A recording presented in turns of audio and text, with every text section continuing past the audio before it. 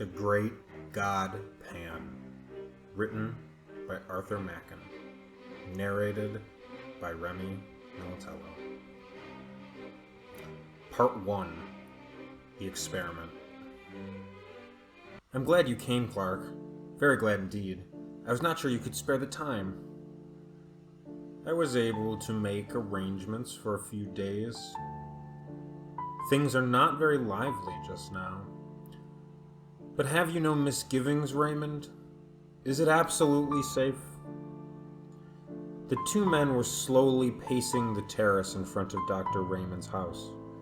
The sun still hung above the western mountain line, but it shone with a dull red glow that cast no shadows, and all the air was quiet. A sweet breath came from the great wood on the hillside above, and with it, at intervals, the soft, murmuring call of the wild doves. Below, in the long, lovely valley, the river wound in and out between the lonely hills, and as the sun hovered and vanished into the west, a faint mist, pure white, began to rise from the hills. Dr. Raymond turned sharply to his friend. Safe? Of course it is. In itself, the operation is a perfectly simple one. Any surgeon could do it. And there is no danger at any other stage? None. Absolutely no physical danger whatsoever. I give you my word. You are always timid, Clark, always. But you know my history. I have devoted myself to transcendental medicine for the last 20 years. I have heard myself called quack and charlatan and imposter. But all the while I knew I was on the right path. 5 years ago I reached the goal, and since then every day has been a preparation for what we shall do tonight. I should like to believe it is all true.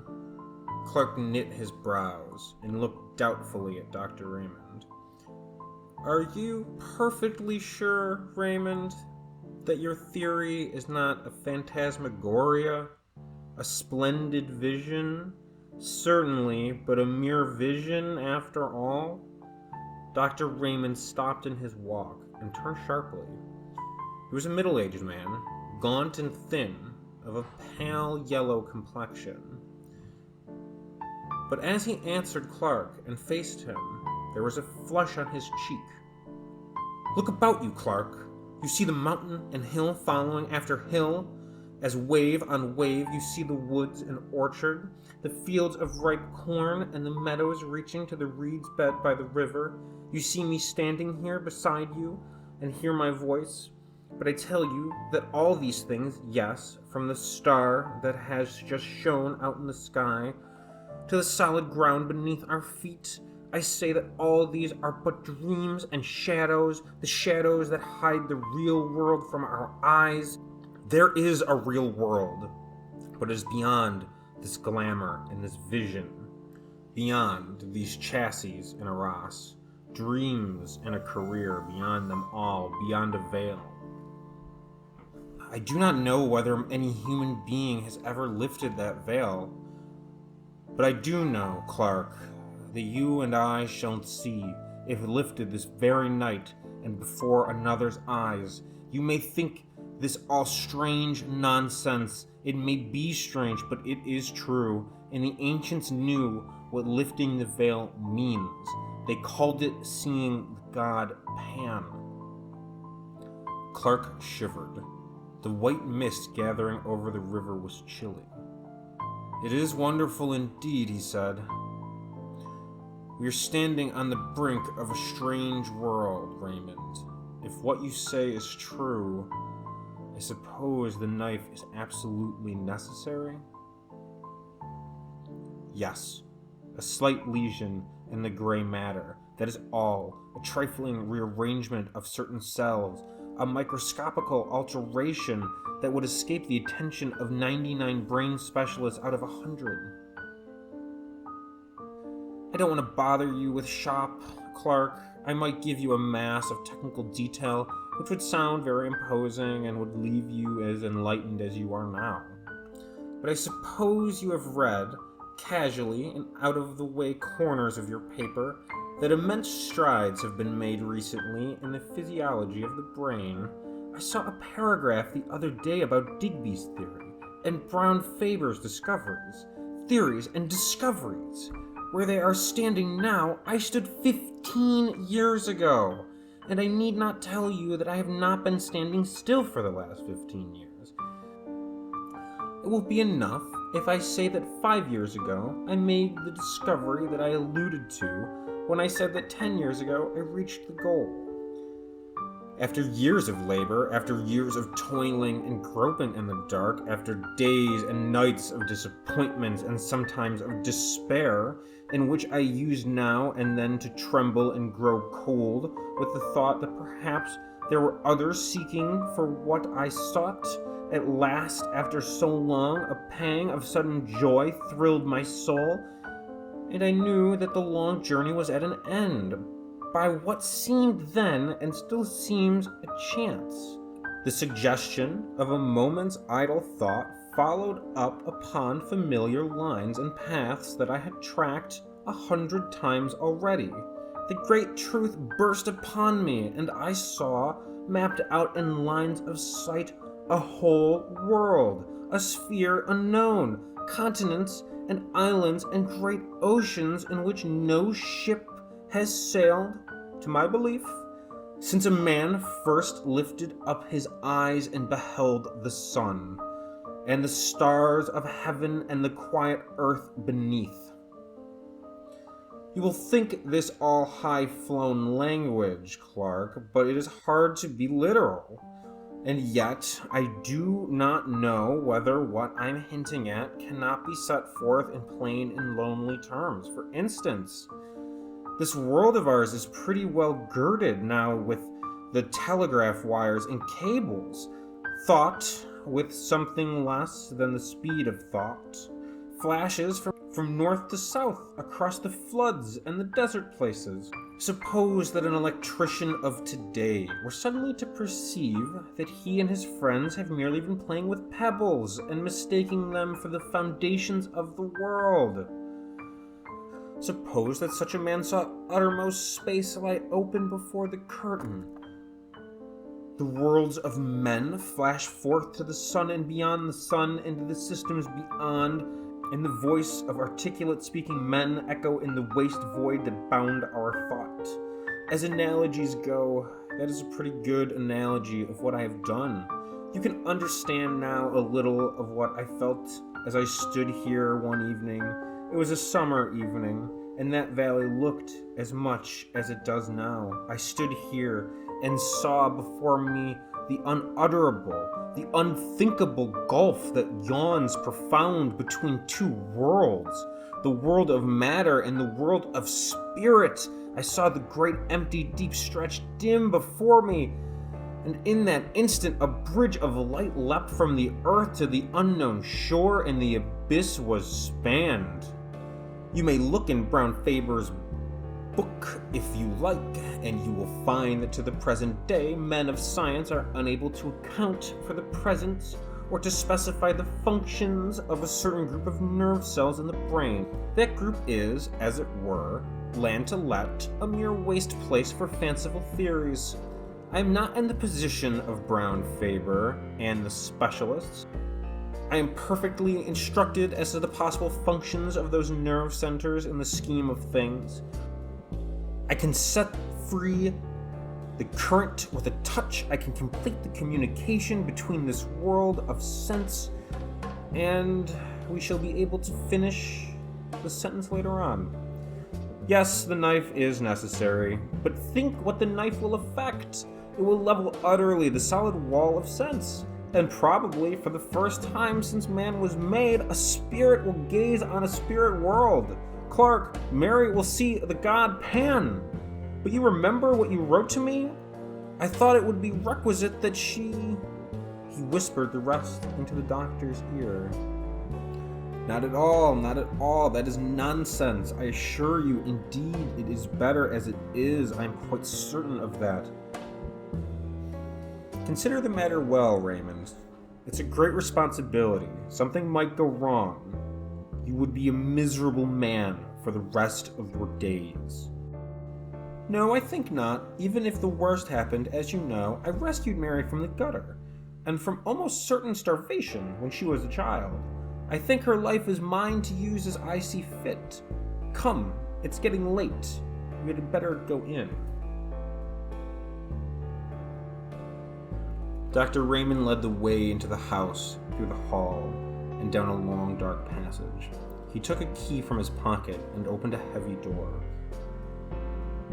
and motioned Clark into his laboratory. It had once been a billiard room, and was lighted by a glass dome in the center of the ceiling, whence there still shone a sad gray light on the figure of the doctor as he lit a lamp, with a heavy shade, and placed it on a table in the middle of the room. Clark looked about him. Scarcely a foot of wall remained bare. There were shelves all around, laden with bottles and phials of all shapes and colors. And at one end stood a little Chippendale bookcase. Raymond pointed to this. You see that parchment, Oswald Crolius? He was one of the first to show me the way, though I don't think he ever found it himself. That is a strange saying of his. In every grain of wheat there lies hidden the soul of a star. There was not much furniture in the laboratory. The table in the center, a stone slab with a drain in one corner, the two armchairs on which Raymond and Clark were sitting. That was all, except an odd-looking chair at the furthest end of the room. Clark looked at it and raised his eyebrows. Yes, that is the chair, said Raymond. We may as well place it in position. He got up and wheeled the chair to the light, and began raising and lowering it, letting down the seat, setting the back at various angles, and adjusting the footrest. It looked comfortable enough, and Clark passed his hand over the soft green velvet, as the doctor manipulated the levers. Now, Clark, make yourself quite comfortable. I have a couple of hours' work before me. I was obliged to leave certain matters to the last. Raymond went to the stone slab, and Clark watched him drearily as he bent over a row of files and lit the flame under the crucible. The doctor had a small hand lamp, shaded as the larger one, on a ledge above his apparatus, and Clark, who sat in the shadows, looked down at the great shadowy room, wondering at the bizarre effects of brilliant light and undefined darkness contrasting with one another. Soon he became conscious of an odd odor. At first, the mere suggestion of an odor in the room, and as it grew more decided, he felt surprised that he was not reminded of the chemist shop or the surgery. Clark found himself idly endeavoring to analyze the sensation, and half-conscious he began to think of a day, 15 years ago, that he had spent roaming through the woods and meadows near his own home. It was a burning day at the beginning of August. The heat had dimmed the outlines of all things and all distances with a faint mist, and people who observed the thermometer spoke of an abnormal register, of a temperature that was almost tropical. Strangely, that wonderful hot day of the 50s rose up again in Clark's imagination. The sense of the dazzling, all-pervading sunlight seemed to blot out the shadows and the lights of the laboratory, and he felt again the heated air beating in gusts about his face, saw the shimmering rising from the turf, and heard the myriad murmur of the summer. I hope that smell doesn't annoy you, Clark. There's nothing unwholesome about it. It may make you a bit sleepy, that's all. Clark heard the words quite distinctly, and knew that Raymond was speaking to him, but for the life of him he could not rouse himself from his lethargy. He could only think of the lonely walk he had 15 years ago. It was his last look at the fields and woods he had known since he was a child. Now it all stood out in the brilliant light, as a picture before him. Above all, there came to his nostrils the scent of summer, the smell of flowers mingled in the odor of the woods, of cool shaded places deep in the green depths, drawn forth by the sun's heat, and the scent of the good earth, lying, as it were, with arms stretched forth and smiling lips, overpowered all. His fancies made him wander, as he had wandered long ago from the field into the wood, tracking a little path between the shining undergrowth of beech trees, and the trickle of water dropping from the limestone rock sounded as a clear melody in the dream. Thoughts began to go astray and to mingle with other thoughts. The beech alley was transformed to a bath between leafs trees, and here, with the vine climbed from bough to bough and sent up wavering tendrils and dripped with purple grapes. The beech alley was transformed to a path between ilex trees, and here and there a vine climbed from bough to bough and sent up waving tendrils and drooped with purple grapes, and the sparse gray-green leaves of the wild olive tree stood out against the dark shadows of the ilex. Clark, in the deep folds of dream, was conscious that the path from his father's house had led him into an undiscovered country, and he was wondering at the strangeness of it all, when suddenly, in place of the hum and murmur of the summer, an infinite silence seemed to fall on all things, and the wood was hushed, and for a moment in time he stood face to face with a presence that was neither man nor beast, neither the living nor the dead, but all things mingled, the form of all things but devoid of all form, and in that moment the sacrament of body and soul was dissolved, and a voice seemed to cry, "Let us go hence." And then the darkness of darkness beyond the stars, the darkness of everlasting. When Clark woke up, with a start he saw Raymond pouring a few drops of some oily fluid into a green phial, which he stoppered tightly. "You have been dozing," he said. "The journey must have tired you out. It is done now. I'm going to fetch Mary. I shall be back in 10 minutes. Clark lay back in his chair and wondered. It seemed as if he had but passed from one dream into another. He half expected to see the walls of the laboratory melt and disappear into awakened London, shuddering at his own sleeping fancies. But at last the door opened and the doctor returned, and behind him came a girl of about 17, dressed all in white. She was so beautiful that Clark did not wonder at what the doctor had written to him. She was blushing now over face and neck and arms, but Raymond seemed unmoved. "Mary," he said, "the time has come. You are quite free. You are willing to trust yourself to me entirely?" "Yes, dear." "Do you hear that, Clark? You are my witness. Here is the chair. Mary, it is quite easy. Just sit in it and lean back. Are you ready?" "Yes, dear, quite ready. Give me a kiss before you begin." The doctor stooped and kissed her mouth kindly enough. "Now shut your eyes," he said. The girl closed her eyelids as if she were tired and longed for sleep, and Raymond placed the green phial to her nostrils. Her face grew white, whiter than her dress.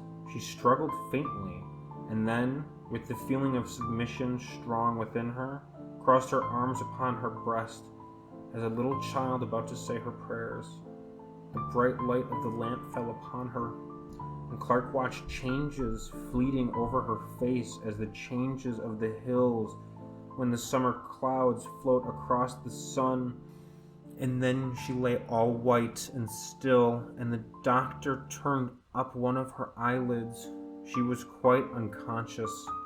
Raymond pressed hard on one of the levers, and the chair instantly sank back.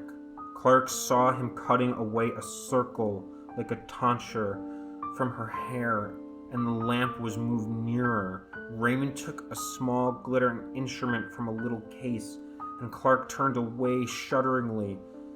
When he looked again, the doctor was binding up the wound he had made. "She will awake in 5 minutes." Raymond was still perfectly cool. "There's nothing more to be done. We can only wait." The minutes passed slowly. They could hear a slow, heavy ticking. There was an old clock in the passage. Clark felt sick and faint. His knees shook beneath him. He could hardly stand. Suddenly, as they watched, they heard a long-drawn sigh, and suddenly did the color that had vanished return to the girl's cheeks. And suddenly her eyes opened. Clark quailed before them. They shone with an awful light, looking far away, and a great wonder fell upon her face. And her hand stretched out as if to touch what was invisible, but in an instant that wonder faded and gave place to the most awful terror. The muscles of her face were hideously convulsed. She shook from head to foot. The soul seemed struggling and shuddering within the house of flesh. It was a horrible sight, and Clark rushed forward as she fell shrieking to the floor. 3 days later, Raymond took Clark to Mary's bedside. She was lying wide awake, rolling her head from side to side and grinning vacantly. "Yes," said the doctor, still quite cool. "It is a great pity. She is a hopeless idiot. However, it could not be helped, and, after all, she has seen the great god Pan." End of Chapter 1. Please join me next time for Chapter 2. Stay safe and stay spooky out there.